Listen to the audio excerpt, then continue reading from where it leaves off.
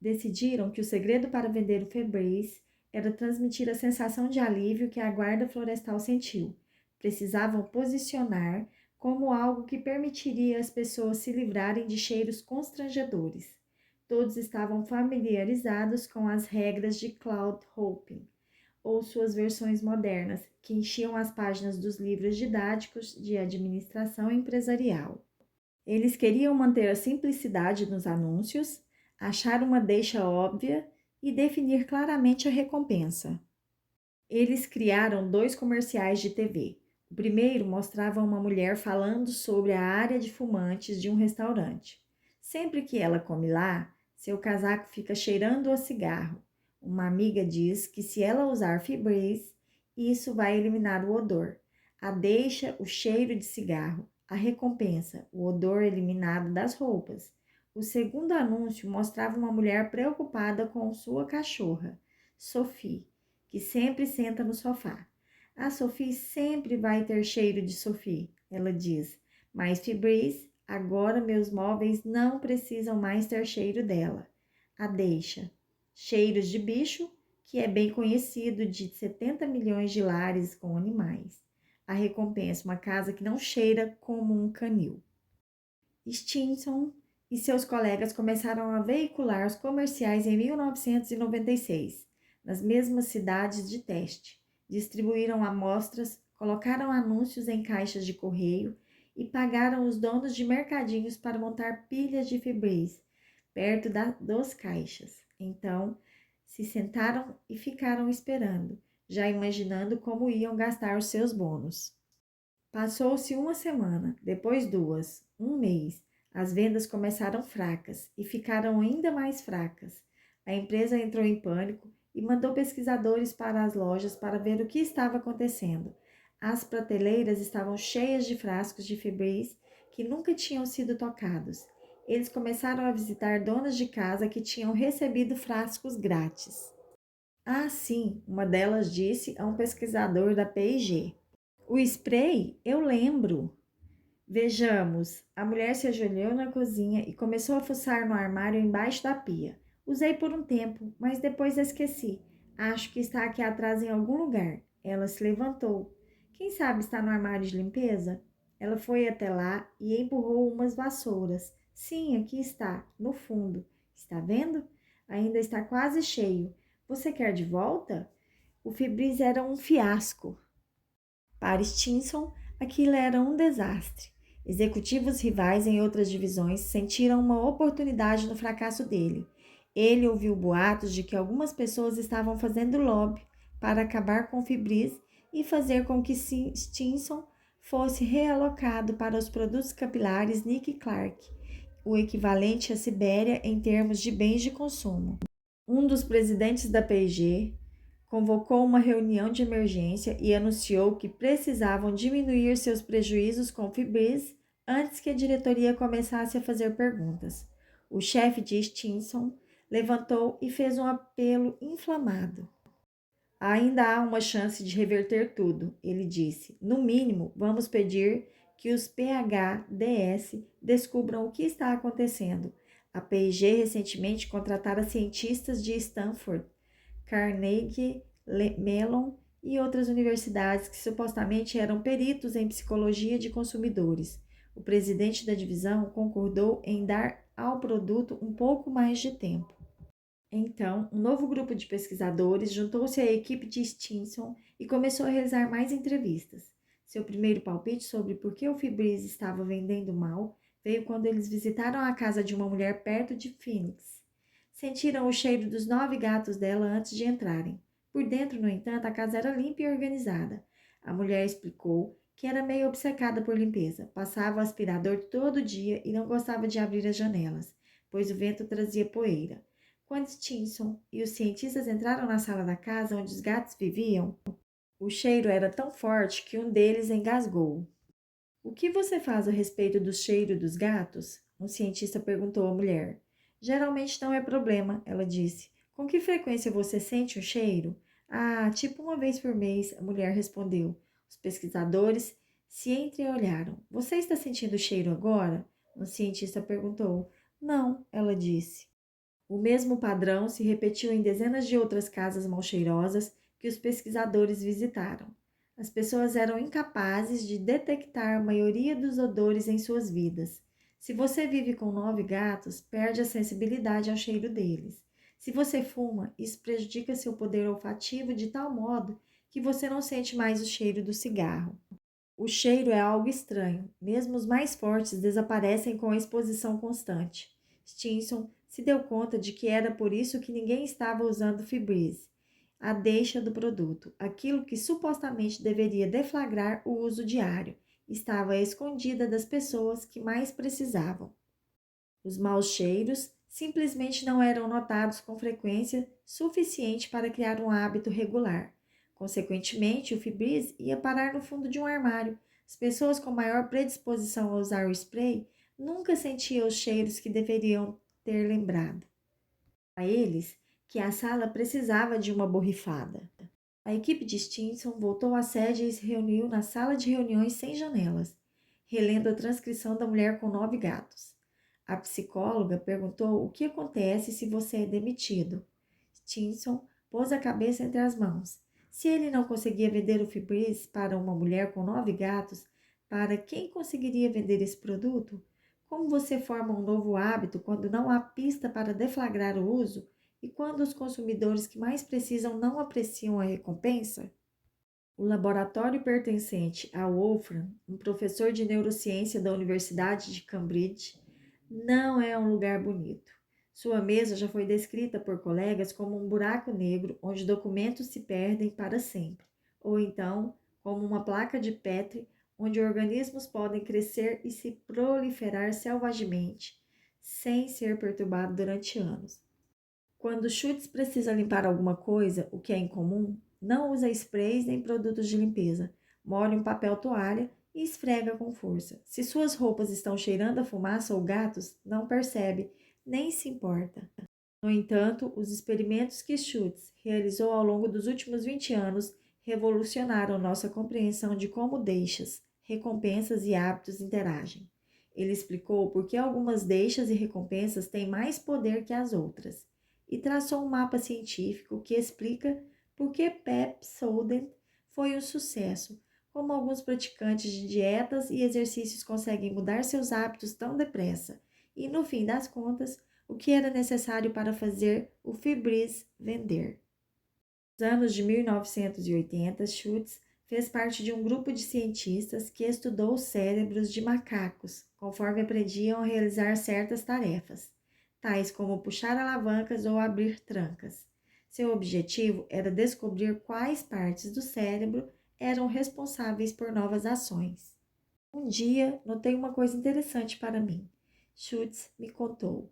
Ele nasceu na Alemanha e agora, quando fala inglês, soa um pouco como Arnold Schwarzenegger.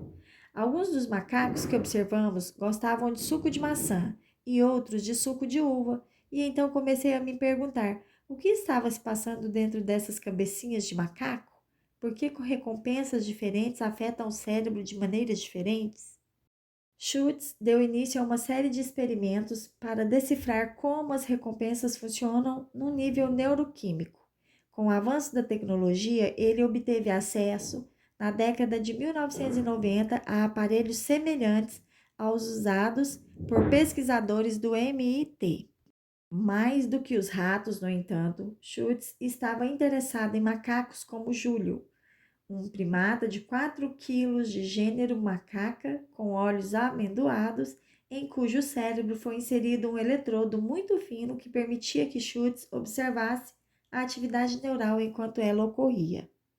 Um dia, Schutz colocou Júlio numa cadeira, numa sala pouco iluminada e ligou um monitor de computador.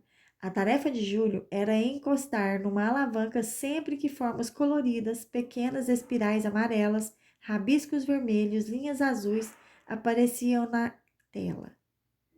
Se Júlio encostasse na alavanca, quando uma forma aparecia, uma gota de suco de amora descia por um tubo pendurado no teto e caía nos lábios do macaco. Júlio gostava de suco de amora. A princípio, Júlio tinha apenas um leve interesse pelo que estava acontecendo na tela. Passava a maior parte do tempo se contorcendo, tentando se libertar da cadeira. Mas assim que veio a primeira dose de suco, Júlio ficou muito concentrado no monitor. Conforme o macaco começou a entender através de dezenas de repetições que as formas na tela eram uma deixa para uma rotina, encostar na alavanca, que resultava numa recompensa, suco de amora, começou a olhar para a tela com a intensidade de um raio laser. Parou de se contorcer. Quando um rabisco amarelo aparecia, ele procurava a alavanca. Quando surgia uma linha azul, ele entrava em ação. E quando o suco chegava, Júlio lambia os lábios contente. Enquanto monitorava a atividade dentro do cérebro de Júlio, Schultz viu um padrão surgir.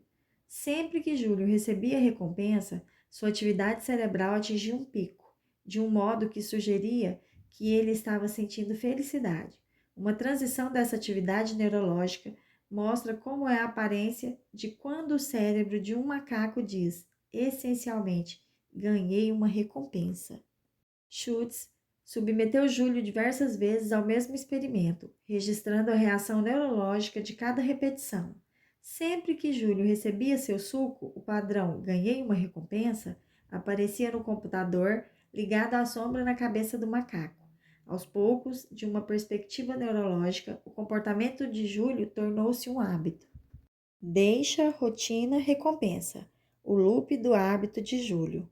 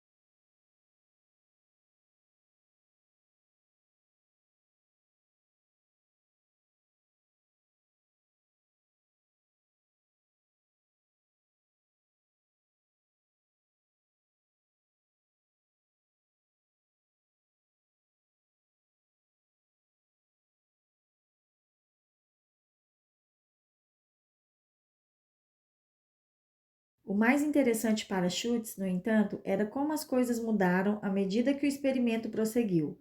Conforme o macaco ganhava mais prática no comportamento, uma vez que o hábito ficava cada vez mais forte, o cérebro de Júlio começou a antecipar o suco de amora.